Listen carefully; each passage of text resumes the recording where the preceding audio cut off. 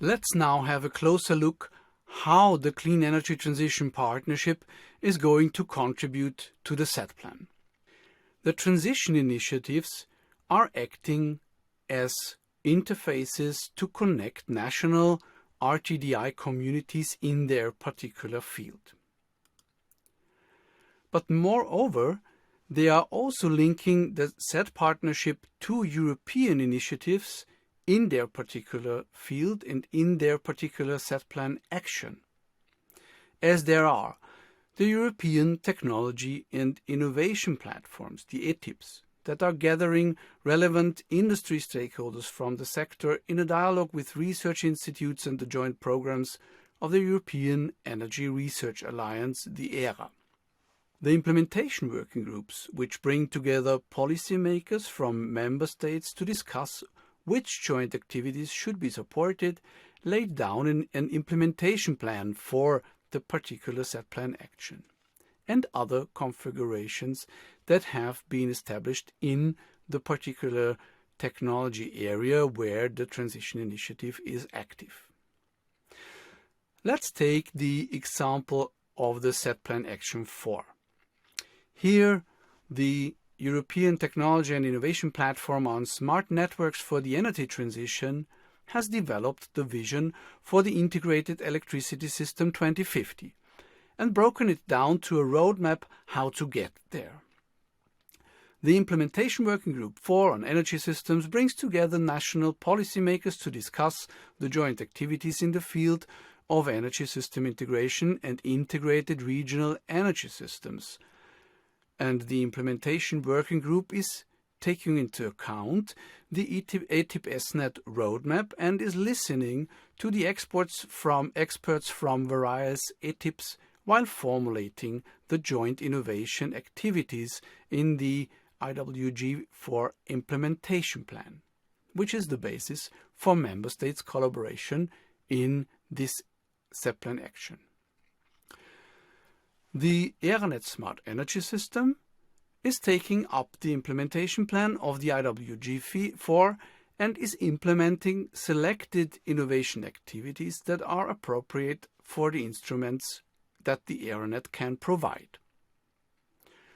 Also, a national stakeholder coordination group has been established that is working to link the different initiatives with the set plan within the set plan action 4 and also connect them to relevant international initiatives in the field, like the relevant IEA TCPs and the mission innovation.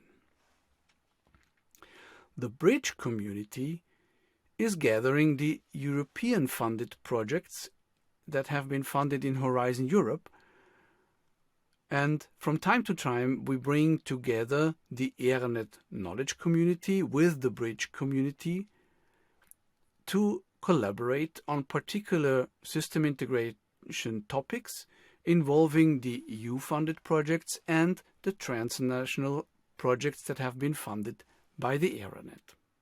A number of success stories have been created over the last years by leveraging the various links between the national programs and their projects and the European initiatives in Horizon Europe and the set plan.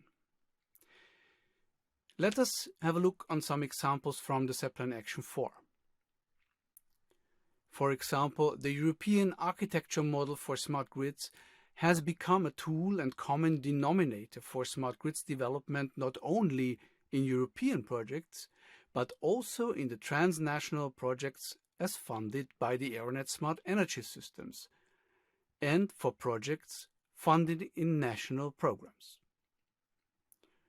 Another example is that the international knowledge on regulatory sandboxes, as it has been collected by the International Smart Grids Action Network ISGEN, has been transferred to and implemented by national programs and by national policies.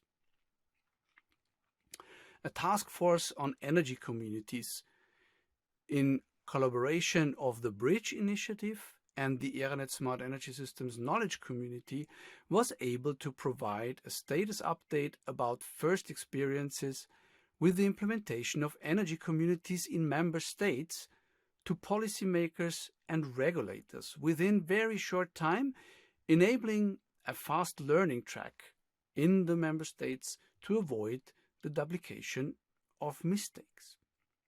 And some more. To conclude this first session of our side event, introducing the CETPartnership, let us now listen to the voices from the European Commission and from some of the national program owners and funding partners that are active in the Clean Energy Transition Partnership.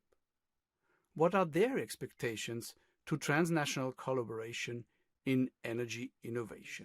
The session was hosted by Ludwig Karg, the head of the Knowledge Community Management of the Ener Smart Energy Systems.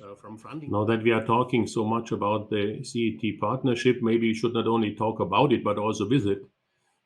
We have invited people that have been active in JPP SCS already, and now obviously are also in the CETP. I would like to call 3 people on stage that have been actively helping to develop the JPP and the entire CETP. First of all, I would call Volker Schaffler. Volker Schaffler is the head of Department for Energy and Environment Technologies at the Austrian Ministry of Climate Action and Energy, so colleague of Michael Hübner. And I call upon Lisanne Brummelhuis from the Ministry of Economic Affairs and Climate of the Netherlands. Welcome, Lisanne.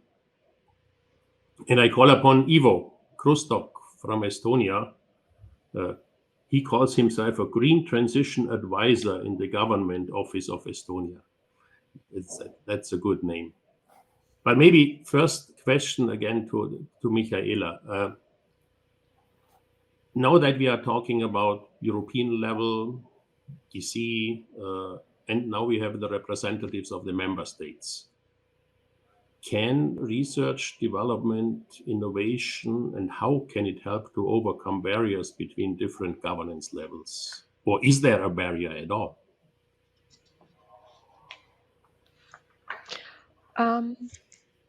I think if we look at the partnership landscape, for example, we have under Horizon Europe, this shows that already measures are in place in order to involve, let's say, the various governance levels in the process. So, for example, we have the involvement of member states in the states representative group of joint undertakings and of co-programmed partnerships. There are various memoranda of understanding concluded between institutionalized partnerships and regions, for example. We have also topic in the Horizon Europe program in the wider, so widening the European research area part. So we have a topic there on the program level collaboration between member states, where it is about identifying common priorities between programs, not only at national but also at regional level, in an attempt to complement the approach we have in Horizon Europe, where we have upfront identified partnerships and missions with bottom-up collaborative approach at involving various levels to somehow continue the spirit of ERANET and joint programming activities we had in past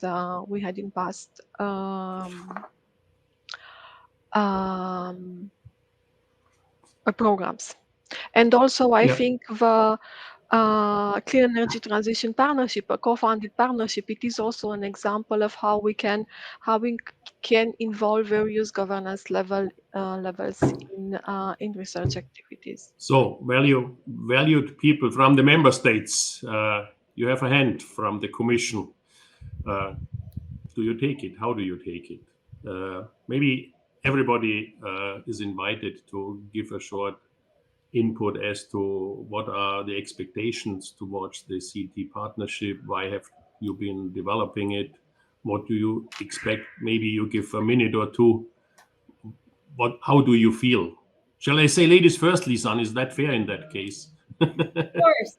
Thank you, Ludwig. And thanks also for the invitation. My name is Lisanne Bloemenhuis. I'm from the Netherlands. And I work at the Ministry of Economic Affairs and Climate Policy at DG Climate and Energy in the Energy Innovation team. And amongst other things, I work on international dossiers such as mission innovation and the set plan. And unfortunately, not specifically on the Clean Energy Transition Partnership, as I'm replacing my colleague Ruben, who works on this important partnership. But of course, I know mostly what it's about. So your question was what the expectations are towards this partnership. Well, in general, for the Netherlands, international collaboration, also in the field of research and innovation, is very important. As you all know, we're a relatively small but open country, and our aim is to work together in various ways, bilateral, within regional frameworks, at the level of the European Union, but also beyond and globally. And we know and we have experienced that enabling Dutch companies and research institutes to work together internationally will help us to reach our climate and energy goals and our innovation goals. And besides that, the network around the Clean Energy Transition Partnership in itself is also very valuable. I think, we shouldn't underestimate we can always learn from each other on how different countries approach certain challenges. So I think the fact that this also allows us to speak to each other is important in itself as well. When we prepared for this session, you had your little daughter on your arms. Yeah, it's gonna be for her, right? Yeah, it's gonna be for her, exactly. she's in the preschool now, so I have my hands free. Thank you, Volker. Why do you do that? You took the step together with Michael Hübner and some others to create this huge partnership. Why the hell do you do that? Thank you, Ludwig. Well, very warm welcome from Austria. My name is Volker Schaffer. I'm the head of department, as Ludwig said, and I have some experiences in doing joint calls myself, as I've worked in ENSCC, and I know it's more like the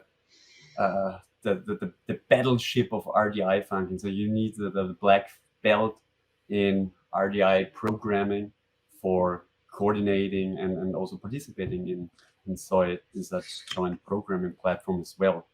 But for Austria, it's really important to collaborate in the development of energy technologies. I mean, particularly for a small country like Austria, we are very interested that our innovative companies participate in the prospering global value chains. I mean, the time yet isn't as the world 100 years before, where two inventors from two different countries invented the telephone by themselves. So we're together in a global value and RDI, the innovation chain, heading up to new solutions for the energy transitions. And then I would say in some areas, Austrian companies are global technology leaders, as for instance in the hydropower bioenergy, but the international ecosystem is becoming more and more diverse, and we expect many technological areas where Austrian companies could deliver specific parts and components. That's why it's so important. And the Transnational Collaboration Project has been proven to be an important complementary format. And I have to say that in the ministry, we needed a lot of communication, that if you invest into energy funding in energy programming, it's not just on the national level, because in most points the party is going on in the national level. So what we expect from the knowledge community and the impact network to act as the catalyzer to accelerate the energy transition in Europe is that in Austria we have developed an outstanding knowledge in building technology, where I came from, for more than 20 years, from the passive house up to the plus energy districts. And in other areas, we can definitely learn a lot from other countries, as we do with, we go in a mission to visit Scandinavia or something like that. So we strongly believe that in the possibility to join the forces for the energy transition, we can gain a lot of knowledge and bring it into Austrian companies and to the administration. It helps. My understanding is it helps definitely a so-called small country like Austria to make progress, to not stay alone. Is that the case?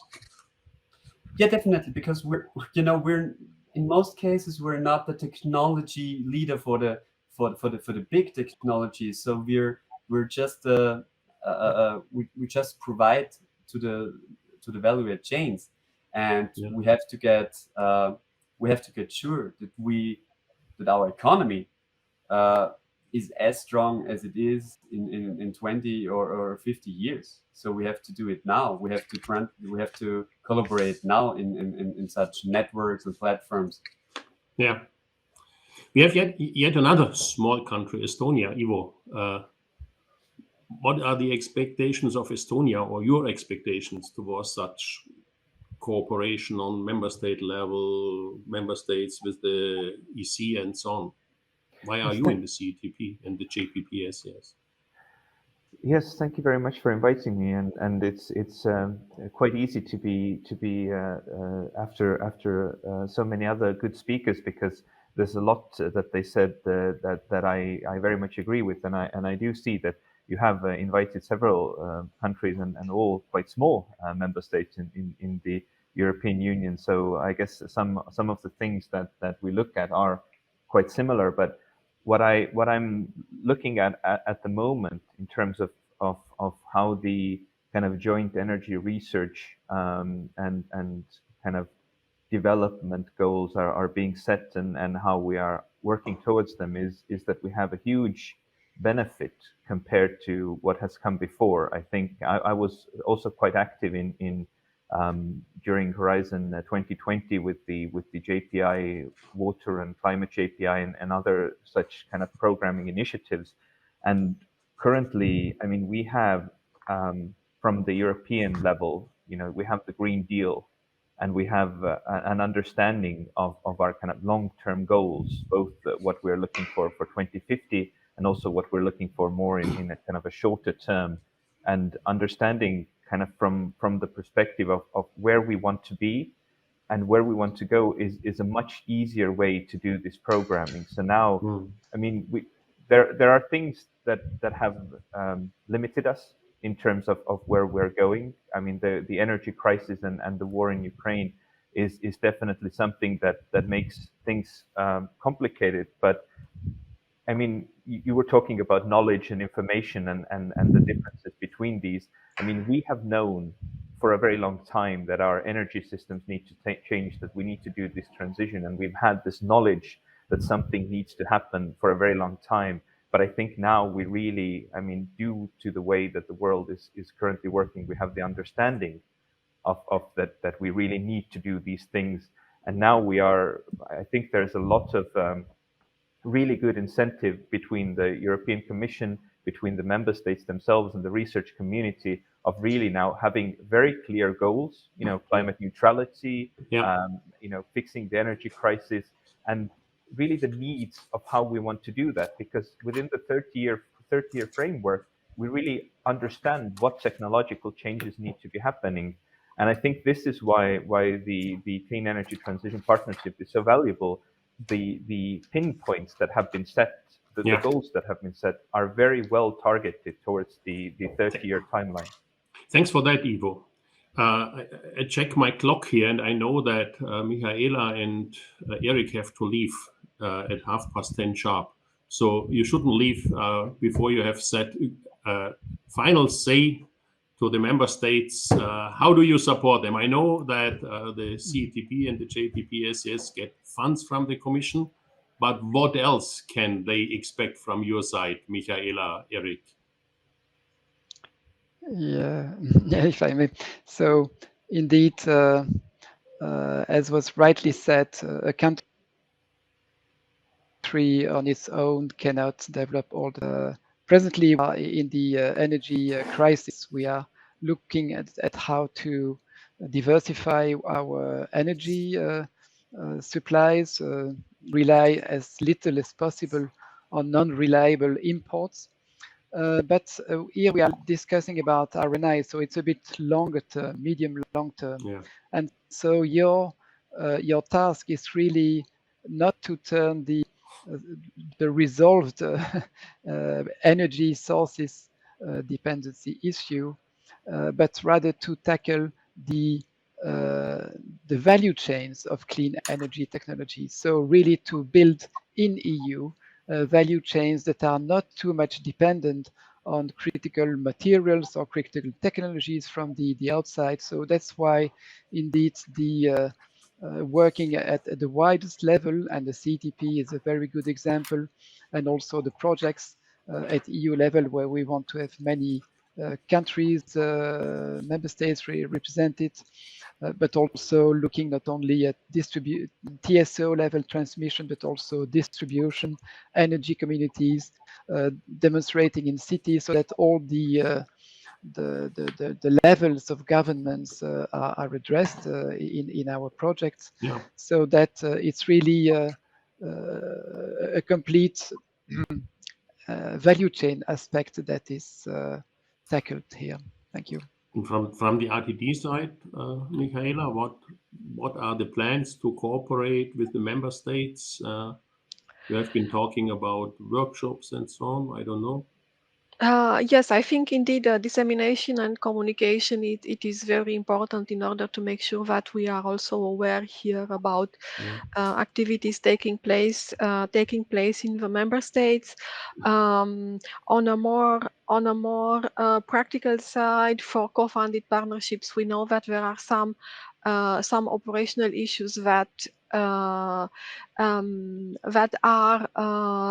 important, transferring data on projects and proposals to our databases. Here we had some very good opportunities to discuss, including a workshop. But I would like to close by saying that here at DGRTD we also do the monitoring of the partnerships to see to what extent they deliver on the criteria framework and so on. And we are ready to wish a lot of success to the new partnership, and of course we hope that in the next biennial monitoring report on the performance of a European partnership, maybe we will showcase your partnership as a success story.